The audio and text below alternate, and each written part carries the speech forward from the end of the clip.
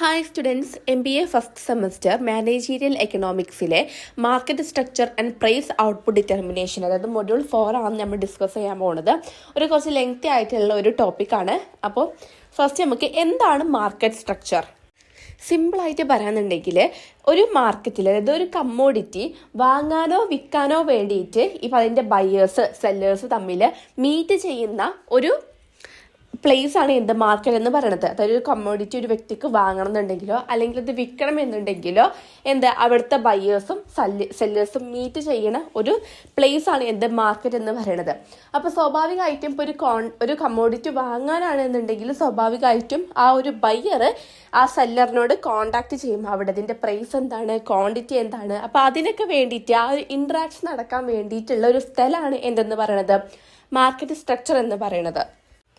ഈ classification of market സ്ട്രക്ചറിൽ first one ആണ് പെർഫെക്റ്റ് കോമ്പറ്റീഷൻ. അപ്പോൾ എന്താണ് പെർഫെക്റ്റ് കോമ്പറ്റീഷൻ എന്ന് പറഞ്ഞാൽ, ഇവിടെ കുറേ സെല്ലേഴ്സ് ഉണ്ടാകും, അതുപോലെ തന്നെ കുറേ ബയേഴ്സും ഉണ്ടാകും. ഇവിടെ ഈ സെല്ലേഴ്സ് വിൽക്കണ കമ്മോഡിറ്റി എന്ന് പറയുന്നത് ഹോമോജീനിയസ് പ്രൊഡക്റ്റ്, അതായത് ഒരുപോലത്തെ എല്ലാ സെല്ലേഴ്സും സെയിം പ്രൊഡക്റ്റ് ആയിരിക്കും ഇവിടെ വിൽക്കുക. അതായത് കസ്റ്റമേഴ്സിന് സെയിം ക്വാളിറ്റി കൊടുക്കുന്ന പ്രൊഡക്ട്സ് ആയിരിക്കും ഇവർ ഈ ഹോമോജീനിയസ് പ്രൊഡക്റ്റ് എന്ന് പറയുന്നത്. അത്തരം പ്രൊഡക്ട്സ് ആയിരിക്കും ഇവർ ഈ മാർക്കറ്റിൽ വിൽക്കുക എന്ന് പറയുന്നത്. പിന്നെ അതുപോലെ തന്നെ ഇവിടെ എല്ലാ സെല്ലേഴ്സും ഒരേപോലത്തെ പ്രൊഡക്റ്റാണ് മാർക്കറ്റിൽ വിൽക്കുന്നത്. അതുകൊണ്ട് തന്നെ എല്ലാവർക്കും, അതായത് ഒരാൾക്ക് മാത്രം ആ ഒരു പ്രൊഡക്റ്റിൻ്റെ പേരിലുള്ള ആ ഒരു പ്രൈസ് ടേക്ക് ചെയ്യാൻ പറ്റൂല. ഇവിടെ ഓൾറെഡി ഒരു പ്രൈസ് ടേക്കർ ഉണ്ടാകും. മാർക്കറ്റ് എന്താണോ പറയുന്നത് ആ ഒരു എമൗണ്ട് ആയിരിക്കും എല്ലാവരും അവിടെ നിന്ന് വാങ്ങി പോകേണ്ടത്, കളക്ട് ചെയ്യേണ്ടത്. അപ്പോൾ ഇവിടെ ഓൾറെഡി പ്രൈസ് ടേക്കേഴ്സ് ഉണ്ടാകും. ഈ നെക്സ്റ്റ് ക്യാരക്ടറിസ്റ്റിക്സ്, അല്ലെങ്കിൽ ഇതിൻ്റെ ഫീച്ചേഴ്സ്, അല്ലെങ്കിൽ അസംഷൻസ്, കണ്ടീഷൻസ് എന്ത് വേണമെങ്കിലും പറയാം. അപ്പോൾ പെർഫെക്റ്റ് കോമ്പറ്റീഷൻ്റെ ഫീച്ചേഴ്സ് ആണ് പറയുന്നത്. First one, large number of buyers and sellers. ഇവിടെ നമുക്ക് ഒരേപോലത്തെ കമ്മോഡിറ്റിയാണ് ഈ ഒരു മാർക്കറ്റിൽ കിട്ടുന്നത്. അതുകൊണ്ട് തന്നെ കുറേ ബയേഴ്സ് ഈ ഒരു കമ്മോഡിറ്റി വാങ്ങാൻ വേണ്ടി വരും. അതുപോലെ തന്നെ ലാർജ് സെല്ലേഴ്സ് ഉണ്ടാകും. കുറേ സെല്ലേഴ്സ് ഈ സെയിം പ്രൊഡക്റ്റ് ആ ഒരു മാർക്കറ്റിൽ വിൽക്കുകയും ചെയ്യും. രണ്ടാമത്, ഹോമോജീനിയസ് പ്രൊഡക്റ്റ്. ഹോമോജീനിയസ് പ്രൊഡക്റ്റ് എന്ന് പറയുമ്പോൾ ഇവിടെ സെയിം, അതായത് പല സെല്ലേഴ്സും സെയിം പ്രൊഡക്റ്റ് ആയിരിക്കും വിൽക്കുക. അതായത് ഒരേ ക്വാളിറ്റി കൊടുക്കുന്ന പ്രൊഡക്റ്റിനെയാണ് ഹോമോജീനിയസ് പ്രൊഡക്റ്റ് എന്ന് പറയുന്നത്. അപ്പോൾ ഒരേപോലത്തെ പ്രൊഡക്റ്റ് ആയിരിക്കും ഇവിടെ പല സെല്ലേഴ്സും, എല്ലാ സെല്ലേഴ്സും വിൽക്കുക എന്ന് പറയുന്നത്. ഇപ്പോൾ എക്സാമ്പിൾ പറയുകയാണെങ്കിൽ ഇപ്പോൾ വെജിറ്റബിൾസ്, ചിലപ്പോൾ ചില ക്രീംസുകൾ, അങ്ങനത്തെ ഓരോ കാറ്റഗറീസ്. ഇനി മൂന്നാമത്, free entry and exit of firms. ഇവിടെ ഏത് ഓർഗനൈസേഷന് വേണമെങ്കിലും ഈ ഒരു മാർക്കറ്റിലോട്ട് എൻട്രി ചെയ്യാനും പറ്റും. അതുപോലെ തന്നെ ഇവർക്ക് വേണമെങ്കിൽ അവിടെ നിന്ന് ഇറങ്ങി പോകാനും പറ്റും. പ്രത്യേകിച്ച് ഒരു കോസ്റ്റോ ഒന്നുമില്ല. ഇവിടെ ആർക്ക് വേണേലും എൻട്രി ചെയ്യാം, ആർക്ക് വേണേലും ഇവിടുന്ന് പുറത്തിറങ്ങി പോവുകയും ചെയ്യാം. പ്രത്യേകിച്ച് ഒരു എക്സിറ്റ് എൻട്രി ഒരു റെസ്ട്രിക്ഷൻസോ ഒന്നുമില്ല, ചിലവോ ഒന്നുമില്ല. Next, perfect knowledge of market conditions. അതായത് ഇവിടെ ബൈ ചെയ്യാൻ വരുന്ന കസ്റ്റമേഴ്സിന് അവർ വാങ്ങാൻ പോണ പ്രൊഡക്റ്റിനെ പറ്റിയിട്ട് നല്ലൊരു അറിവുണ്ടാക്കും. അതായത് ആ ഒരു പ്രൊഡക്റ്റ് എന്തിനാണ്, അതിൻ്റെ ക്വാണ്ടിറ്റി, ക്വാളിറ്റി, അതിൻ്റെ പ്രൈസ്, അതിനെ പറ്റിയിട്ടുള്ളൊരു ഡീറ്റെയിൽഡ് ആയിട്ടുള്ള അറിവ് അവർക്ക് ഉണ്ടാകും. അതുകൊണ്ട് തന്നെ ഇവിടെ ഒരിക്കലും ഈ മാർക്കറ്റിലുള്ള ആളുകൾക്ക്, കസ്റ്റമേഴ്സിനെ ഒരിക്കലും ചതിക്കാനോ ഒന്നിനും ഒരു ഫ്രോഡും കാണിക്കാൻ പറ്റൂല. കാരണം കസ്റ്റമേഴ്സിന് ഓൾറെഡി ഈ ഒരു മാർക്കറ്റ് കണ്ടീഷൻ, ഈ ഒരു പ്രൊഡക്റ്റിൻ്റെ മേലുള്ള കാര്യങ്ങളൊക്കെ ഓൾറെഡി അറിഞ്ഞിട്ടായിരിക്കും ഇത് വാങ്ങാൻ വേണ്ടി വരുന്നത്.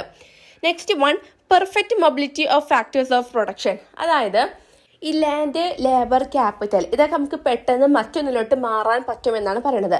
ഇപ്പോൾ ഒരു എക്സാമ്പിൾ വെച്ച് പറയുകയാണെന്നുണ്ടെങ്കിൽ, ഇപ്പോൾ ഒരു ലേബർ ഒരു ഓർഗനൈസേഷനിൽ വർക്ക് ചെയ്യാന്നുണ്ടെങ്കിൽ അയാൾക്കൊരു ബെറ്റർ ആയിട്ടുള്ളൊരു ചോയ്സ്, ഒരു ഓപ്പർച്യൂണിറ്റി കിട്ടുന്നുണ്ടെങ്കിൽ സ്വാഭാവികമായിട്ടും അയാൾ മറ്റൊരു ഓർഗനൈസേഷനിലോട്ട് പോകും. അതാണ് പറയുന്നത് ഇവിടെ ലാൻഡ്, ലേബർ, ക്യാപിറ്റലൊക്കെ പെട്ടെന്ന് മാറാൻ പറ്റും. നെക്സ്റ്റ് പറയുന്നത്, absence of selling and transportation cost. അതായത് നമുക്കത് വിൽക്കാനുള്ള ചിലവും അതുപോലെ തന്നെ അതിൻ്റെ പരസ്യം ചെയ്യാനുള്ള ചിലവ്, അതുപോലെ അത് ട്രാൻസ്പോർട്ടേഷൻ, അത് നമ്മുടെ ഓർഗനൈസേഷനിൽ നിന്നും മാർക്കറ്റിലോട്ട് എത്തിക്കാനുള്ള ചിലവ്, ഇതൊക്കെ വളരെ കുറഞ്ഞതായിരിക്കും. Next, a single price. അതായത് നമ്മൾ പറഞ്ഞു എല്ലാ സെല്ലേഴ്സും സെയിം പ്രൊഡക്റ്റ് ആണ് ഇവിടെ വിൽക്കാൻ വരുന്നത്. അതുകൊണ്ട് ഒരാൾക്ക് മാത്രം ഒരു പ്രത്യേകത ഇല്ല, ആർക്കൂടെ പ്രൈസ് ടേക്കേഴ്സ്, അതായത് ഈ വരുന്ന സെല്ലേഴ്സിനൊന്നും പ്രത്യേകിച്ചൊരു മുൻഗണനയൊന്നുമില്ല.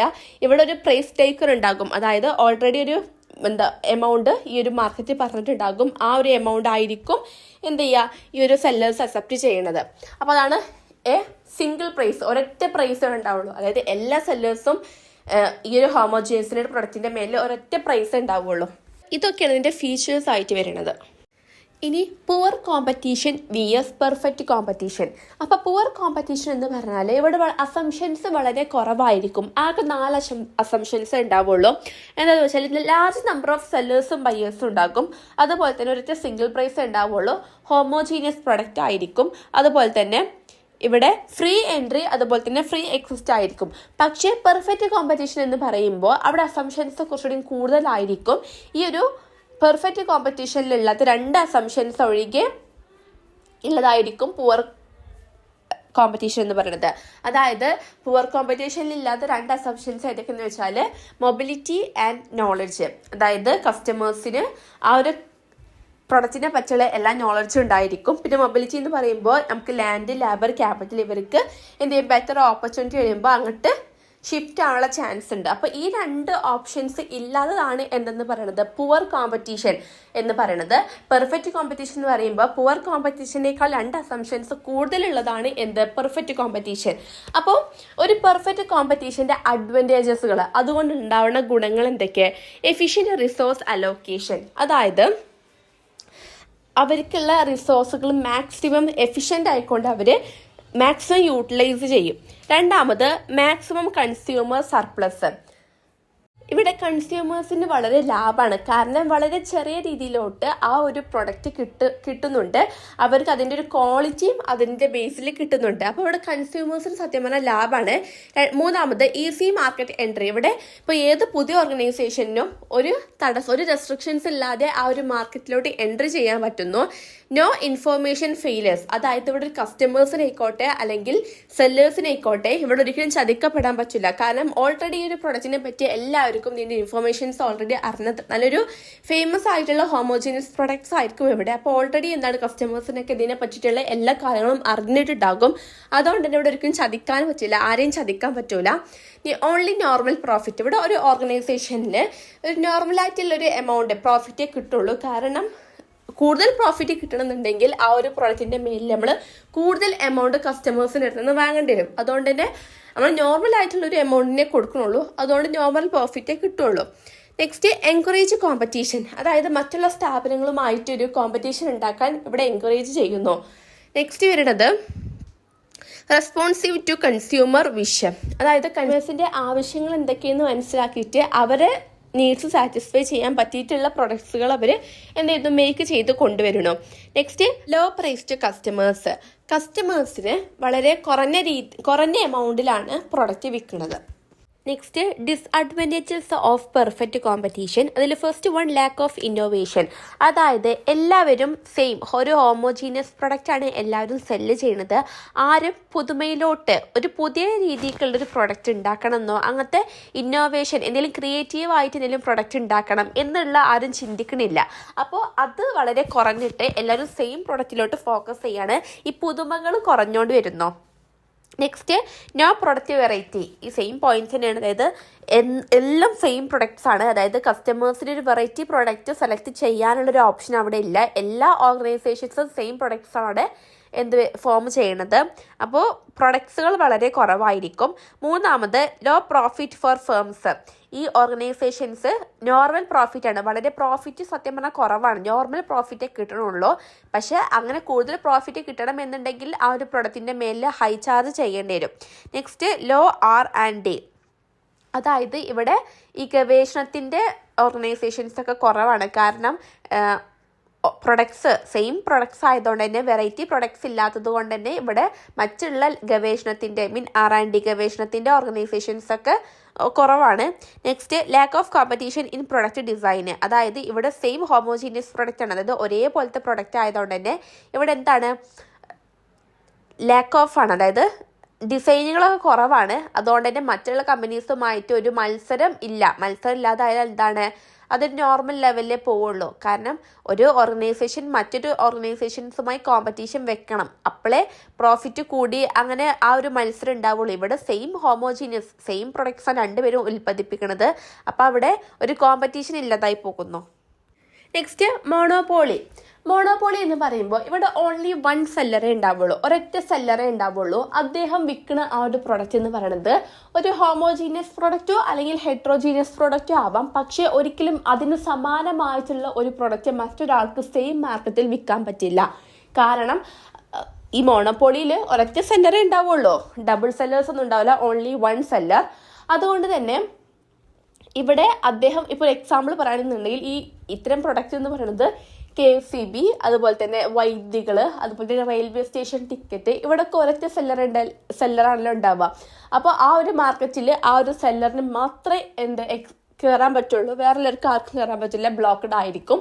അതുപോലെ തന്നെ മറ്റുള്ള പ്രൊഡക്ട്സിന് റേറ്റ് കുറഞ്ഞാലും ഒരിക്കലും ഇങ്ങനത്തെ മോണോപോളി മാർക്കറ്റിലുള്ള പ്രൊഡക്ട്സിന് ഒരിക്കലും എമൗണ്ട് കുറയില്ല.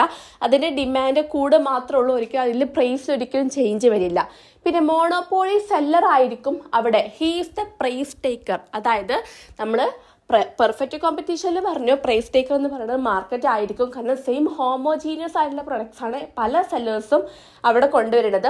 പക്ഷേ ഇവിടെ എന്താണ്, ഒരൊറ്റ സെല്ലർ ഉള്ളത് കൊണ്ട് തന്നെ he is the price taker. അദ്ദേഹം ആയിരിക്കും അവിടെ എത്രയാണ് എമൗണ്ട് എന്ന് നിശ്ചയിക്കുന്ന ആൾ.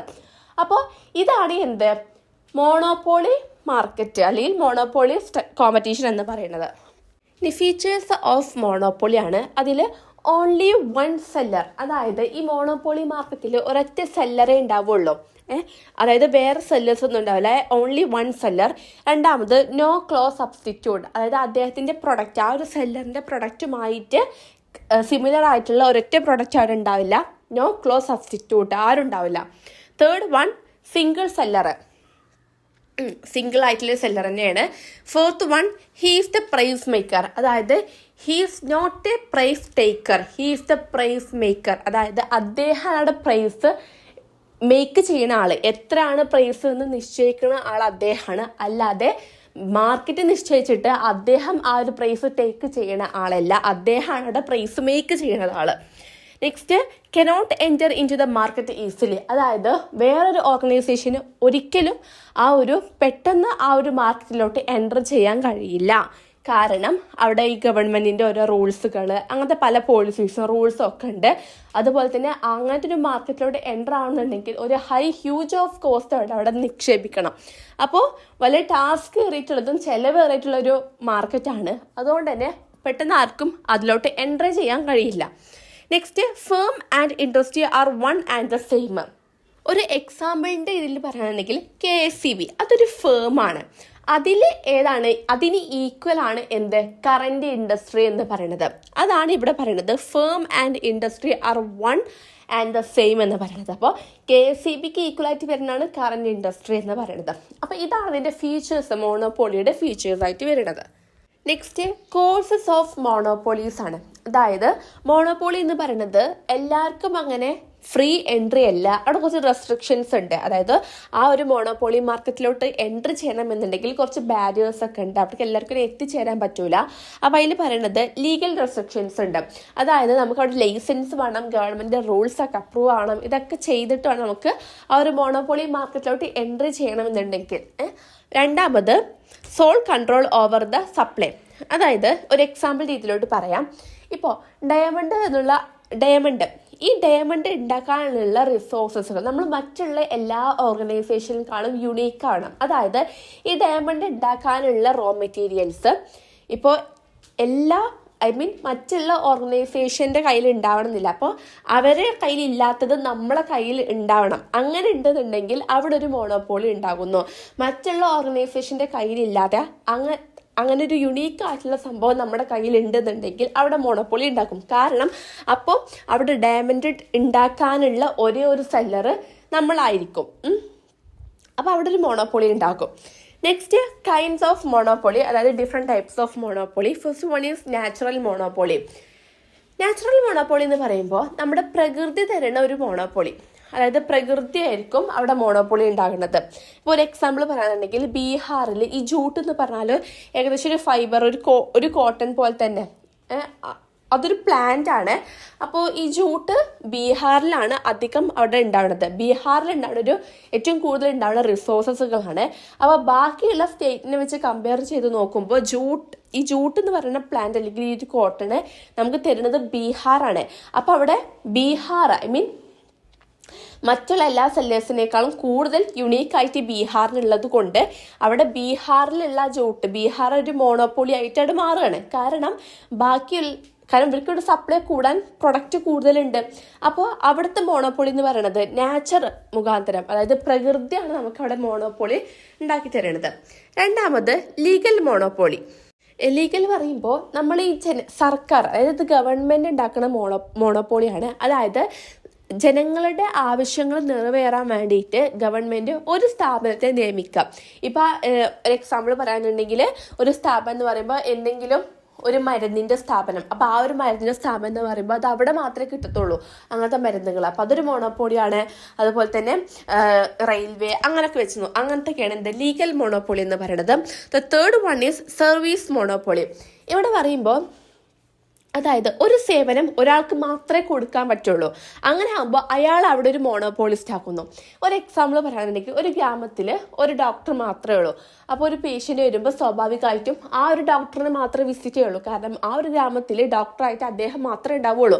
അപ്പോൾ മറ്റുള്ളവരുടെ രോഗം നോക്കാൻ വേണ്ടിയിട്ട് ആ ഒരു ഡോക്ടർ മാത്രം അവിടെ അവൈലബിൾ ആവുള്ളൂ. അപ്പോൾ സ്വാഭാവികമായിട്ടും അങ്ങനത്തെ സിറ്റുവേഷനിൽ അദ്ദേഹം മാത്രം ഉള്ളതുകൊണ്ട് അയാളൊരു മോണോപോളിസ്റ്റ് ആക്കുന്നു. Next social monopolist. ഇതും നമ്മൾ ഗവൺമെൻറ് നടത്തുന്ന ഒരു മോണോപോളിയാണ്. പക്ഷെ ഇവിടെ ഒരിക്കലും അവർ പ്രോഫിറ്റ് അല്ല ഉദ്ദേശിക്കുന്നത്, മറിച്ച് ജനങ്ങളുടെ ആവശ്യം വീട്ടിൽ കൊടുക്കുകയാണ്. അതായത് ഒരിക്കലും അവർ ആ ഒരു ഓർഗനൈസേഷൻ്റെ മേലെ അവർ ലാഭം കണ്ടെത്തുന്നില്ല, അവർ ജനങ്ങളുടെ നീഡ്സ് സാറ്റിസ്ഫൈ ചെയ്ത് കൊടുക്കുകയാണ്. അപ്പോൾ എക്സാമ്പിൾ പറയുകയാണെങ്കിൽ KSEB കറണ്ടിൻ്റെ കേസ്. അപ്പോൾ ഇതാണ് സോഷ്യൽ മോണോപോളി എന്ന് പറയുന്നത്. The last one is voluntary monopoly. ഇവിടെ സ്ഥാപനങ്ങൾ തമ്മിൽ ഒരു മോണോപോളി സൃഷ്ടിക്കുക. അതായത് ഇപ്പോൾ ഒരു എക്സാമ്പിൾ വെച്ച് പറയുകയാണെങ്കിൽ 2 സിമെൻറ്റിൻ്റെ കമ്പനി ഉണ്ടാകും. അപ്പോൾ ഈ 2 കമ്പനീസും ഒരേ പ്രൈസിലായിരിക്കും വിറ്റുകൊണ്ടിരിക്കുക. അടുത്ത റോ മെറ്റീരിയൽസും ഒക്കെ ഒരേ പ്രൈസിൽ വിറ്റുകൊണ്ട് പോവുകയാണ്. പക്ഷേ ഒരു എക്സാമ്പിൾ വെച്ച് നോക്കുമ്പോൾ ഒരു ACC സിമെൻറ്റ് ആയിട്ടുള്ള കമ്പനി എന്ത് ചെയ്യുന്നു, സിമെൻറ്റിൻ്റെ പ്രൈസ് അവിടെ കൂട്ടുന്നു. അതുപോലെ തന്നെ അതിൻ്റെ ക്വാളിറ്റിയും അവിടെ കൂട്ടുകയാണ്. അപ്പോൾ സ്വാഭാവികമായിട്ടും മറ്റുള്ള ഓർഗനൈസേഷനെ വെച്ച് കമ്പയർ വെച്ച് നോക്കുമ്പോൾ ഇപ്പോൾ അത് രണ്ടും തമ്മിൽ വ്യത്യാസം വന്നു. അപ്പോൾ അവിടെ പ്രൈസും കൂടി ക്വാളിറ്റിയും കൂടി. അപ്പോൾ ആ ഒരു കമ്പനി അവിടെ മോണോപ്പൊളി. അപ്പോൾ വോളണ്ടറി സ്വയം എന്ത് ചെയ്യുക, അവർ മോണോപ്പൊളി ആവാൻ തീരുമാനിക്കുക. അപ്പോൾ ഇതാണ് ടൈപ്സ് ഓഫ് മോണോപ്പൊളി എന്ന് പറയുന്നത്. ടൈപ്സ് ഓഫ് മോണോപ്പൊളിയിൽ ഇൻക്ലൂഡ് ആയിട്ടുള്ളത്. മൂന്നാമത്തെ കോമ്പറ്റീഷൻ എന്ന് പറയുമ്പോൾ മോണോപോളിസ്റ്റിക് കോമ്പറ്റീഷൻ ആണ്. ഇതിൽ first one large number of producers. ഇവിടെ കുറേ പ്രൊഡ്യൂസേഴ്സ് ഉണ്ടാക്കും. അതായത് ഒരൊറ്റ സെല്ലർ മാത്രമല്ല, ഇവിടെ കുറേ പ്രൊഡ്യൂസേഴ്സ് ഉണ്ടാക്കും. ഈ ഒരു പ്രൊഡക്റ്റ് വിൽക്കാൻ വേണ്ടിയിട്ടുള്ള കുറേ പ്രൊഡ്യൂസേഴ്സ് ഉണ്ടാക്കും. അതുപോലെ തന്നെ പ്രൊഡക്റ്റ് ഡിഫറൻറ്റിയേഷൻ, അതായത് ഓരോ ഓർഗനൈസേഷനിൽ നിന്നും ഓരോരുത്തരുടെ പ്രൊഡക്റ്റും ഡിഫറെൻ്റ് ആയിരിക്കും. ഇപ്പോൾ മേ ബി ഈ പ്രൊഡക്റ്റ് ഡിഫറെൻ്റ് പറയുമ്പോൾ എല്ലാവരുടെ പ്രൊഡക്റ്റും സെയിം ആയിരിക്കും. ഇപ്പോൾ ഒരു സോപ്പിൻ്റെ കേസിലാണെങ്കിൽ എല്ലാവരുടെ പ്രൊഡക്റ്റും സോപ്പാണെന്നുണ്ടെങ്കിൽ പക്ഷെ അതിലൊരു ഡിഫറെൻ്റ് ഉണ്ട്. ക്വാളിറ്റീൻ്റെ കേസിൽ, പ്രൈസിൻ്റെ കേസിൽ, അതിൻ്റെ കളറിൻ്റെ കേസിൽ, അതിൻ്റെ പാക്കേജിങ്ങിൻ്റെ കേസിൽ എല്ലാത്തിലും അവിടെ ഡിഫറെൻ്റ് ഉണ്ട്. മറ്റുള്ള ഓരോ കമ്പനീസുമായിട്ട് ഡിഫറെൻ്റ് ഉണ്ട്. അതുകൊണ്ട് തന്നെ ഓരോ കമ്പനികളുടെ ആ ഒരു പ്രൊഡക്റ്റിൻ്റെ മേലുള്ള പ്രൈസ് എന്ന് പറയുന്നത് ഡിഫറെൻ്റ് ആയിരിക്കും. കാരണം പല കമ്പനീസും പല ക്വാളിറ്റിയും പല കളറും പാക്കേജിങ്ങും കൊടുക്കുക. കാരണം അപ്പം അതിൻ്റെ മേലിലായിരിക്കും ഓരോ കമ്പനീസും അവരുടെ പ്രൊഡക്റ്റിൻ്റെ പ്രൈസ് നിശ്ചയിക്കുക. Next free entry and exit firm. ഇവിടെ ഏത് ഓർഗനൈസേഷനിലും ആണെങ്കിലും ഈ ഒരു മാർക്കറ്റിൽ ഫ്രീ ആയിട്ട് എൻട്രി ചെയ്യാനും പറ്റും. അതുപോലെ തന്നെ എത്ര ലാഭം വേണമെങ്കിലും ഇവർക്ക് ഉണ്ടാക്കാനും പറ്റും. ഇവർക്ക് ഇതൊരിക്കലും ഒരു ലോങ് ടേം അല്ല. കാരണം ഇവർ ഈ ഒരു പ്രൊഡക്റ്റ് ഉണ്ടാക്കുന്നു, അത് മാർക്കറ്റിൽ എൻട്രി ചെയ്ത് വിൽക്കുന്നു. അവർക്ക് എത്ര പ്രൈസിലായ്മ ചാർജ് ചെയ്യാം, എത്ര ലാഭമാണെങ്കിലും ഉണ്ടാക്കാം. പക്ഷെ ഒരിക്കലും ലോങ് ടേം അല്ല, അതൊരു ഷോർട്ട് ടേം ആണ്. കാരണം വേറൊരു ഓർഗനൈസേഷൻ വേറൊരു പ്രൊഡക്റ്റ് കൊണ്ടുവരുമ്പോൾ കൺസ്യൂമേഴ്സ് സ്വാഭാവികമായിട്ടും അതിലോട്ട് മാറും. അങ്ങനെ ഇവർക്ക് ആ ഒരു പ്രോഫിറ്റ് 0 ആവാനും ചാൻസ് ഉണ്ട്. പക്ഷെ എന്നിരുന്നാൽ പോലും ഒൽക്ക മാർക്കറ്റിൽ നിന്ന് അപ്പോൾ സ്വമേധ ഇറങ്ങിപ്പോകും. പ്രത്യേകിച്ച് റെസ്ട്രിക്ഷൻസോ ഒന്നുമില്ല, ഫ്രീ കോസ്റ്റ് ആണ്, ഒരു കോസ്റ്റ് അവിടെ കൊടുക്കണ്ട. Next important role of selling cost. പ്രൊഡക്റ്റിൻ്റെ ഇവിടെ ഓരോ ഓർഗനൈസേഷൻസും മേക്ക് ചെയ്യുന്ന പ്രൊഡക്റ്റിൻ്റെ യൂസ് എന്ന് പറയുന്നത് സെയിം ആയിരിക്കും. പക്ഷെ അവിടെ ഡിഫറെൻ്റ് വരുന്നത് ക്വാളിറ്റിയിലും ബ്രാൻഡിലും പല പല പേരിലൊക്കെയാണ് ഇത് ഇറക്കുന്നത്. അപ്പോൾ ഇത് ജനങ്ങളിലേക്ക് കൺസ്യൂമേഴ്സിലോട്ട് എത്താൻ വേണ്ടിയിട്ട് ഇവരെന്ത് ചെയ്യുന്നു, അഡ്വർടൈസ്മെൻറ്റ് ഉണ്ടാക്കുന്നു, മാർക്കറ്റിംഗ് ചെയ്യുന്നു. അങ്ങനെ ചെയ്തുകൊണ്ട് ഇവർക്ക് അവിടുത്തെ സെല്ലിംഗ് കോസ്റ്റ് അത് വിൽക്കണമെങ്കിൽ അതിന് മുമ്പ് കുറച്ച് കോസ്റ്റ് അവർ ചിലവാകും. കാരണം അത് കൺസ്യൂമേഴ്സ് അറിയണം, ഇവരുടെ ഈ ഒരു പ്രൊഡക്റ്റിനെ പറ്റിയിട്ട് കൺസ്യൂമേഴ്സ് അറിയണം. അതിന് വേണ്ടിയിട്ട് ഇവർ ഓരോ അഡ്വർടൈസിങ്ങും മാർക്കറ്റിങ്ങും സോഷ്യൽ മീഡിയ അഡ്വർടൈസിങ്ങും ഒക്കെ ചെയ്യുമ്പോൾ അതിൽ കുറച്ച് കോസ്റ്റുകളൊക്കെ ഉണ്ടാവും. Next, more elastic demand. ഇവിടെ നമ്മൾ പറഞ്ഞു ഓരോ ഓർഗനൈസേഷൻസും ഒരേ പ്രൊഡക്റ്റിനെ പല രീതിയിലോട്ടാണ് നമ്മൾ മേക്ക് ചെയ്തിട്ട് അവിടെ സെല്ല് ചെയ്യുന്നത്. അപ്പോൾ ഇവിടെ കസ്റ്റമേഴ്സ്, അതായത് കൺസ്യൂമേഴ്സ് ഏത് രീതിയിലോട്ടാണ് ബേസ് ചെയ്തിട്ടാണ് ഒരു പ്രൊഡക്റ്റ് വാങ്ങുക, അവർക്ക് അഫോർഡ് ചെയ്യാൻ പറ്റുന്ന രീതിയിലോട്ട്. അപ്പോൾ ഇവിടെ അവർക്ക് തിരഞ്ഞെടുക്കാനൊരു ചോയ്സ് ഉണ്ട്. പല പ്രൊഡക്ട്സ് ഉണ്ടാകുമ്പോൾ തിരഞ്ഞെടുക്കാനുള്ള ചോയ്സ് ഉണ്ട്. അപ്പോൾ അവരെന്ത് ചെയ്യുന്നു, അവർക്ക് മാച്ച് ആയിട്ടുള്ള സ്യൂട്ട് ആയിട്ടുള്ളത് അവരെ കൊണ്ട് അഫോർഡ് ചെയ്യാൻ പറ്റുന്നത് അങ്ങനെ കൺസിഡർ ചെയ്തിട്ടാണ് അവർ ആ ഒരു പ്രൊഡക്റ്റ് വാങ്ങുക. അപ്പോൾ അവിടെ എന്താണ്, ഡിമാൻഡ് കൂട്ടാനല്ല, ചിലപ്പോൾ ഏതെങ്കിലും ഒരു പ്രൊഡക്റ്റിൻ്റെ മേലെ ഡിമാൻഡ് കൂട്ടാനുള്ള ചാൻസ് ഉണ്ട്. Then next, non price competition. ഇവിടെ പല ഓർഗനൈസേഷൻസും അവരുടെ പ്രൈസ്, അതായത് ഇവിടെ നമ്മൾ പറഞ്ഞു പല കമ്പനീസ് ഇപ്പോൾ ഒരൊറ്റ പ്രൊഡക്റ്റാണ്, ഇപ്പോൾ എല്ലാവരും സോപ്പ് ഫോക്കസ് ചെയ്യുകയാണെങ്കിലും ആ സോപ്പിനെ അവർ ആകെ മാറ്റിയെടുത്തിട്ട് പല പേരും ബ്രാൻഡൊക്കെ കൊടുക്കുന്നുണ്ട്. അപ്പോൾ സ്വാഭാവികമായിട്ടും ഇവിടെ എന്താണ്, പല ഓർഗനൈസേഷൻസ് തമ്മിലും കോമ്പറ്റീഷൻ ഉണ്ടാകുന്നു. അതായത് അവരെക്കാൾ കൂടുതൽ എനിക്ക് പ്രോഫിറ്റ് വാങ്ങണം എന്നുള്ള ആ ഒരു കോമ്പറ്റീഷൻ അവിടെ ഉണ്ടാകും. അപ്പോൾ ആ ഒരു കോമ്പറ്റീഷൻ അവർ വിൻ ചെയ്യാൻ വേണ്ടിയിട്ട് ഒരിക്കലും അവർ പ്രൈസ് തന്നെ അവിടെ കുറക്കണം എന്നില്ല. അതായത് കസ്റ്റമേഴ്സ് വാങ്ങാൻ വേണ്ടിയിട്ട് അവർ ഇറക്കണ ആ ഒരു പ്രൊഡക്റ്റിൻ്റെ മേലിൽ പ്രൈസ് മറ്റുള്ള ഓർഗനൈസേഷനേക്കാൾ കൂടുതൽ പ്രൈസ് ഇവിടെ കുറച്ചുകൊണ്ട് കസ്റ്റമേഴ്സിന് വിൽക്കും എന്നുള്ള ആശയം വെക്കണമെന്നില്ല. അവരങ്ങനെ വെക്കാതെ തന്നെ എന്ത് ചെയ്യുന്നു, കസ്റ്റമേഴ്സിനെ കൊണ്ട് ആ ഒരു പ്രൊഡക്റ്റ് ബൈ ചെയ്യിപ്പിക്കുന്നു. എങ്ങനെയെന്ന് വെച്ചാൽ കുറച്ചുകൂടി ഇൻട്രസ്റ്റിംഗ് ആയിട്ട് അതിൻ്റെ ക്വാളിറ്റി അഡ്വർടൈസ്മെൻറ്റ് വഴിയിലൂടെയൊക്കെ ക്വാളിറ്റി അവരെ മിസ്അണ്ടർസ്റ്റാൻഡൊക്കെ ചെയ്യിപ്പിക്കാനുള്ള ചാൻസ് ഉണ്ട് കസ്റ്റമേഴ്സിനെ.